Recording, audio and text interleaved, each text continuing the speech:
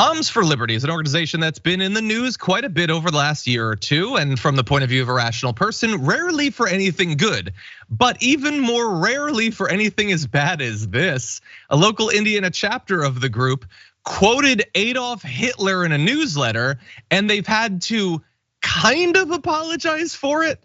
Even that isn't enough for an unequivocal apology, but let's get to what they actually did. Here's the newsletter that they sent out. And you can see on the right-hand side, he alone who owns the youth gains the future, Adolf Hitler.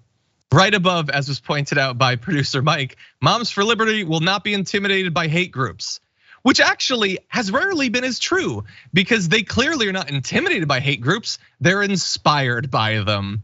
It's an aspirational thing. Look at these great quotes from the Führer. So anyway, they are obviously, if you're not familiar, they're a far-right organization that engages in anti-student inclusion activities. They say they're part of the modern parental rights movement.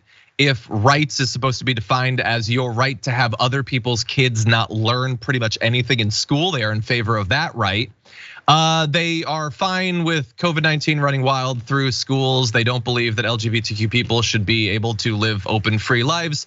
And they have never met a book that they don't want to ban, except maybe Mein Kampf. I will leave open the possibility that they'd be okay with that one. But anyway, they say that in response to the uproar, that they're gonna add context to the original newsletter to say that the quote from this quote horrific leader should put parents on alert. But that's not what you did in the newsletter. You just quoted it like you would MLK Jr. Like you just put it in there as like it's any other historic figure. They do say, this is the chapter leader of that particular chapter says, we condemn Adolf Hitler's actions at his dark place in human history. We should not have quoted him in our newsletter and express our deepest apology. So at that point, that's good. I think that's a pretty good apology from my point of view. Brett, what do you think? No, they made a huge mistake. They learned nothing from the people that inspired them to do the things they do on a regular basis. You gotta double down. You gotta post a photo. If you apologize, that's weakness. You need to post a photo of you with, if not a Hitler impersonator, then some Nazi paraphernalia, maybe some thumbs up, maybe get a tattoo of a swastika. That's how you have to act this day and age.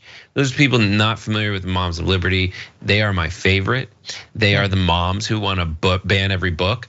And so what they do is they go to school board meetings pretending to be the sane ones.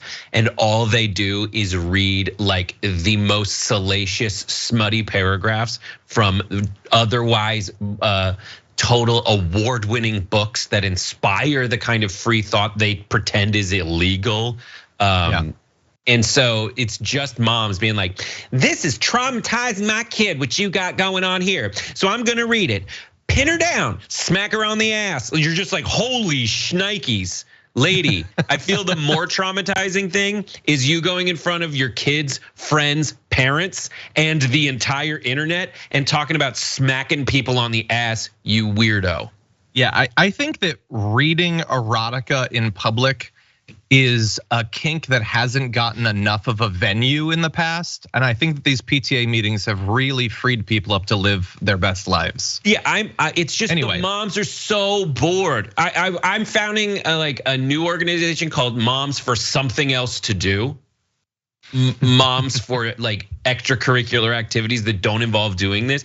They're just so bored. And the one mom that I'm actually referencing, I made a video on this, Rebel HQ, about Moms for Liberty. And that mom then just goes on a diatribe about how she doesn't want to have anal sex and how she's never had anal sex. And you just watch her kid be like, we need to move to a new school district. I need something else. We have to start over. Please, I need a mask and a new name. Just hit me with something blunt so I forget all of this. We need government subsidies for hobbies for moms. Also, by the way, dads, because dads have a lot of time to throw like aviator glasses on, take a photo of them in their car, and then just bother people on Twitter. That's also a pretty bad use of your time. But anyway, regardless of their quotes or their erotica, Moms for Liberty is present in 44 states, 285 chapters. And while I don't necessarily agree with the way that they spend their time, with what their priorities are, there's really not much else for them to do because there are no problems in our schools and kids don't need any additional help. So they're just stuck with this. This is all there is.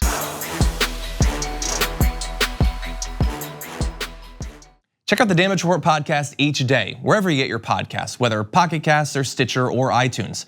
You can join me as I give you the news and stories you want, with a range of co-hosts and interview guests jumping in on the fun each day.